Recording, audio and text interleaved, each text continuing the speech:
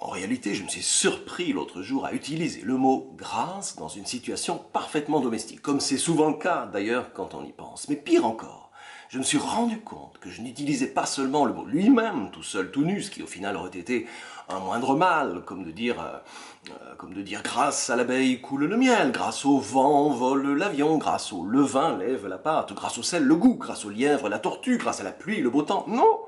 Je me suis rendu compte que j'utilisais l'expression tout entière grâce à Dieu pour dénouer la plus banale des situations du quotidien. Genre, je pensais que je n'arriverais jamais à boucler ma recette, mais grâce à Dieu, il y avait encore des haricots à la supérette. Genre, le trafic en centre-ville était insensé, mais grâce à Dieu, j'ai trouvé une place de parc. Grâce à Dieu, il venait de Guérande le sel de mon caramel. Grâce à Dieu là-bas, grâce à Dieu ici. À la fin, on ne sait même plus ce qu'on dit quand on le dit, comme dire à la grâce de Dieu pour dire advienne que pourra, ce genre. À la grâce de Dieu, année de grâce, mauvaise grâce, coup de grâce, de bonne ou de mauvaise grâce, de grâce, faire grâce à quelqu'un de quelque chose. Toutes ces expressions qui voudraient nous faire croire que ce concept de grâce est une sorte de roulé-boulé magique et que dire grâce à Dieu, c'est comme mâchonner une sorte de hocus-pocus qui nous conforte paresseusement dans une petite vie de grâce et d'eau fraîche qui nous affranchit de tout courage. Non mais quel gâchis, franchement.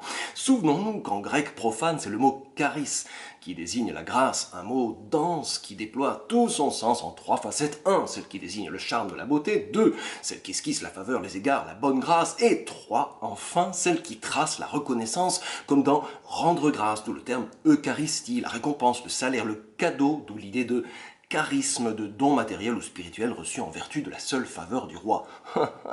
Et qui est le roi? Et que donne-t-il donc?